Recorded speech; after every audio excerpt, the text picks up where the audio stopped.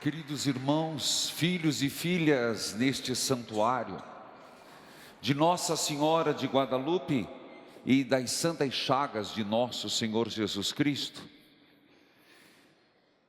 a liturgia de hoje nos apresenta uma dimensão de Jesus Cristo um tanto inquietante. A última frase do Evangelho não vem agradar aos ouvidos daqueles de nós ou de quem está na lógica do mundo. E é impressionante como há um choque dentro do seminário de Nosso Senhor. Eu dizia que o padre Rafael, que é religioso, passou para o seminário também, e eu fico pensando no seminário de Jesus que durou 3 anos. 12 apóstolos, 12 homens, e 12 homens, uns com mais cultura que outro. Dentre eles, alguns eram parentes de sangue, como João e Tiago, como Pedro e André, e tiveram seus problemas. Não se assuste, se hoje nós achamos que existem problemas na igreja, que existem problemas na convivência, seja bem-vindo à humanidade. Enquanto formos seres humanos e não estivermos no céu, estamos sujeitos às nossas incoerências, às nossas fragilidades e às nossas hipocrisias. Por isso, existe um modelo de ser humano, e toda pessoa humana é chamado sempre a recolocar: quem é o meu modelo? Parece estranho isso, mas tem tudo a ver com ser missionário. Se hoje prepararam Santa Teresinha e atrás várias cores, aquelas cores não estão ali aleatoriamente, aquelas cores são exatamente as cores dos continentes, e a partir de uma referência do que eu acredito que podemos falar em missão. Caso contrário, fechemos as igrejas. Caso contrário, o que nós estamos fazendo aqui? Porque eu sou padre, porque você é católico? Por quê? Porque existe uma referência para a minha vida e para a sua. Com todo respeito à sua santidade, o Papa Francisco, que é uma referência temporal, a minha referência última, mais do que todo e qualquer santo, é a pessoa de Nosso Senhor.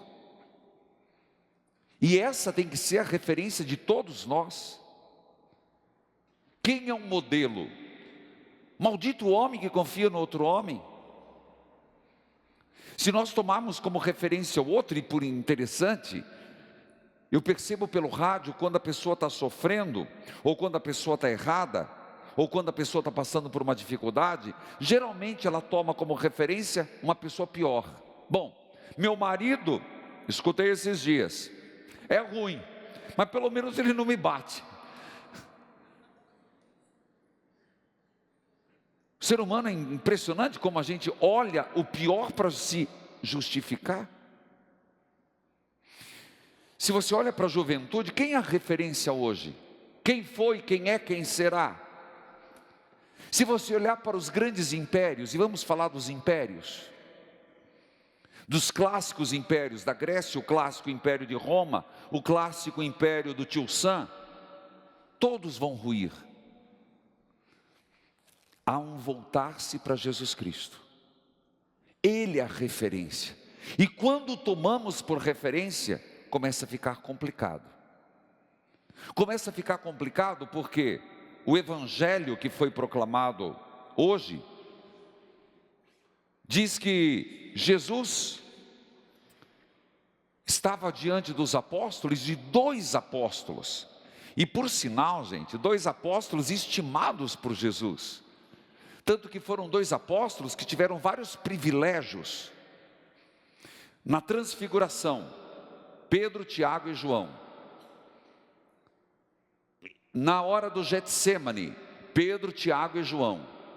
Então, salvo Pedro, que era o mais importante, o primeiro, o que tinha o primato, Tiago e João, que era o irmão de sangue, eram muito próximos de Jesus.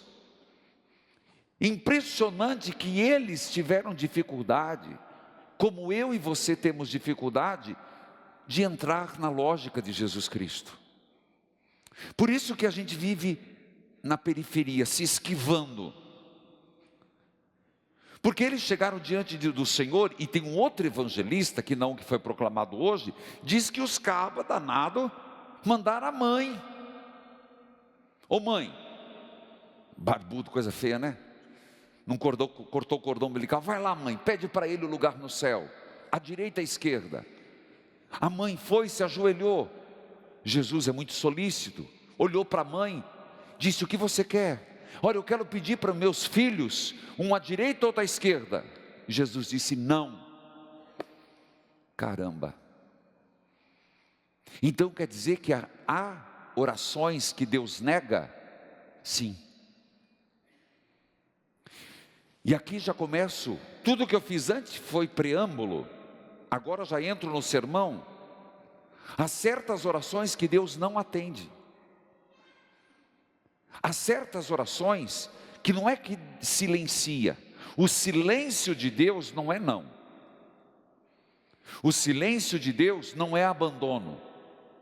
Mas há certas orações que a natureza da oração já tem um não. Quando, Padre? Toda oração que coloca em risco a nossa salvação e diz respeito ao plano salvífico de Deus, é não.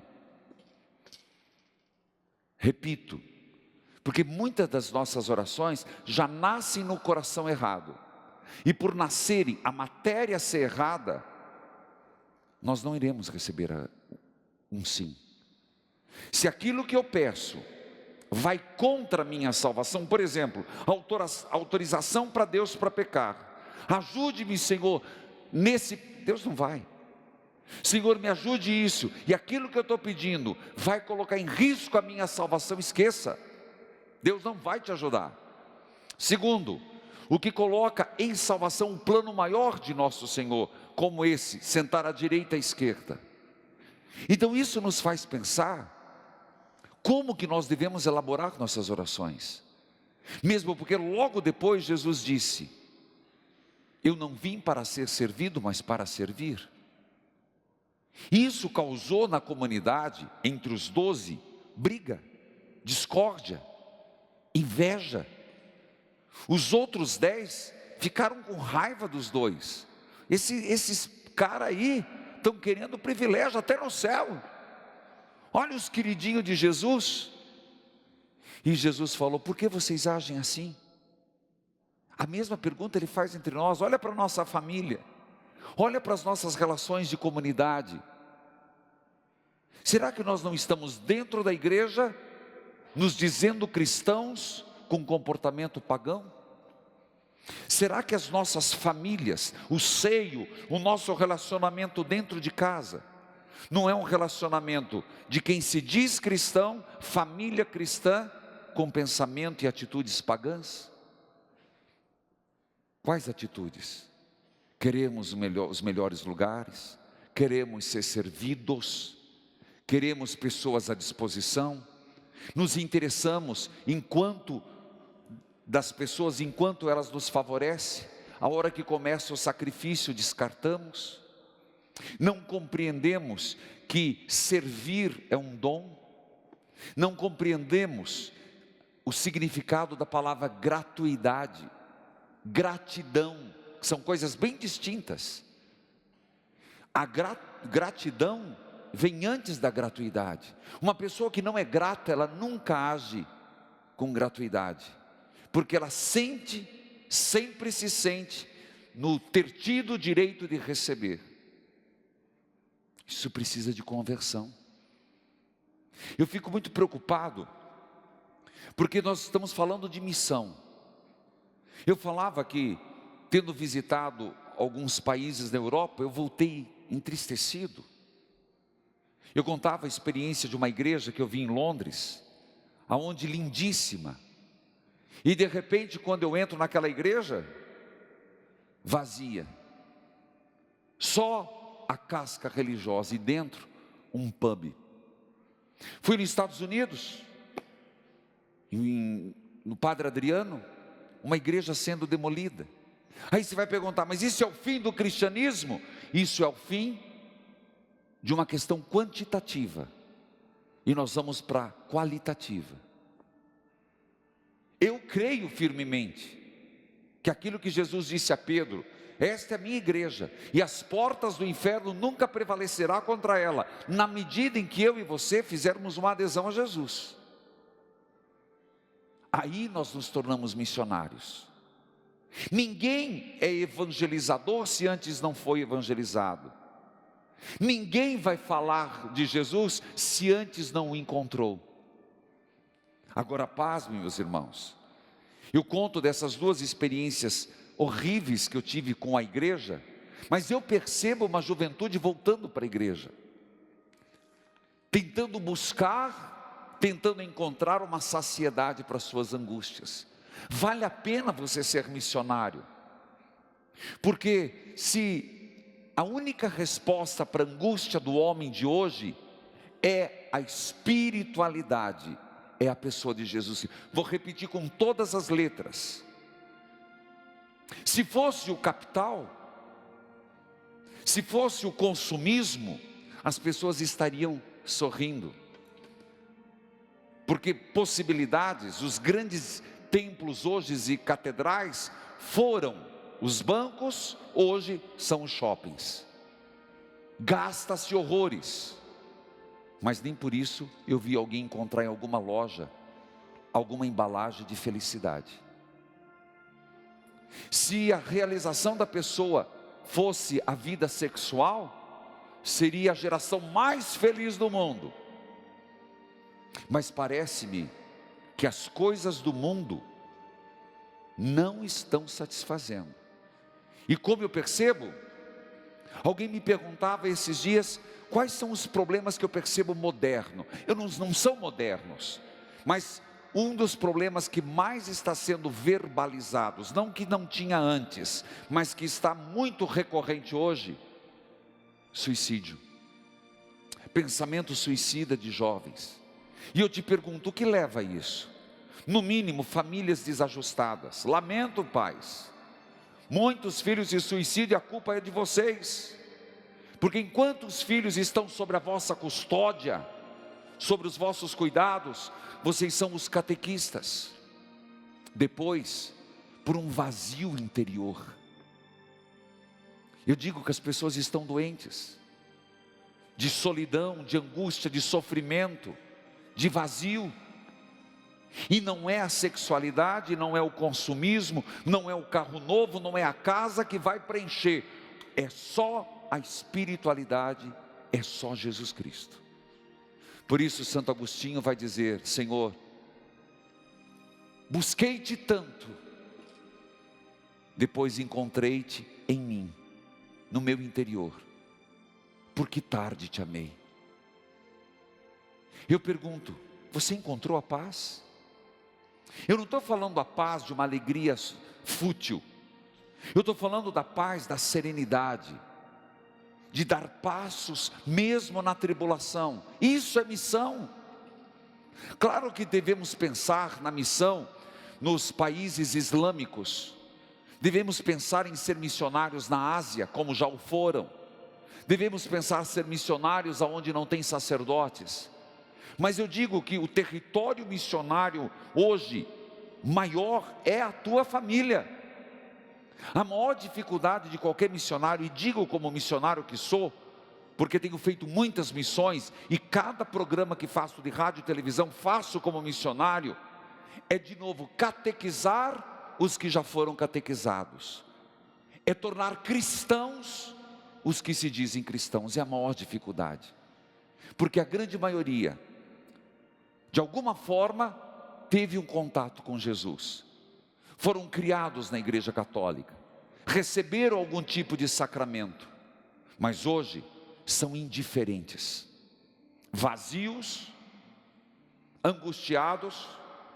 Cresce o pensamento suicida, cresce a depressão, cresce o índice de pessoas que tomam remédios para controlar a ansiedade, mas não necessariamente cresce a profundidade de ser humano. Nós estamos ficando expert em tudo, menos expert na humanidade, porque estamos perdendo a nossa essência. Então percebe que nós temos um terreno fértil de missão. Um terreno fértil que sou eu na minha conversão, você na sua conversão, no encontro com Jesus. O encontro, um voltar-se da família para aquilo que ela é. Lugar de amor, de ternura, lugar de respeito. Esse é o terreno missionário dos dias de hoje. Eu comecei falando que Santa Teresinha é a padroeira das missões e copadroeira São Francisco Xavier. Fiquei muito impressionado esse ano. São Francisco Xavier foi pregar na Ásia. Santa Teresinha não saiu do mosteiro. Mas impressionante que ela nos ensina que são nas pequenas coisas que nós damos testemunhos de Deus. Eu diria, são nas pequenas coisas que nós mostramos quem somos. São nas pequenas coisas que nós mostramos a que pertencemos e o que buscamos. Ser herói não é a meta de cada um, não é a nossa meta. A nossa meta é ser santos. E a santidade é fruto de um servir a Jesus Cristo e ao próximo. Amém.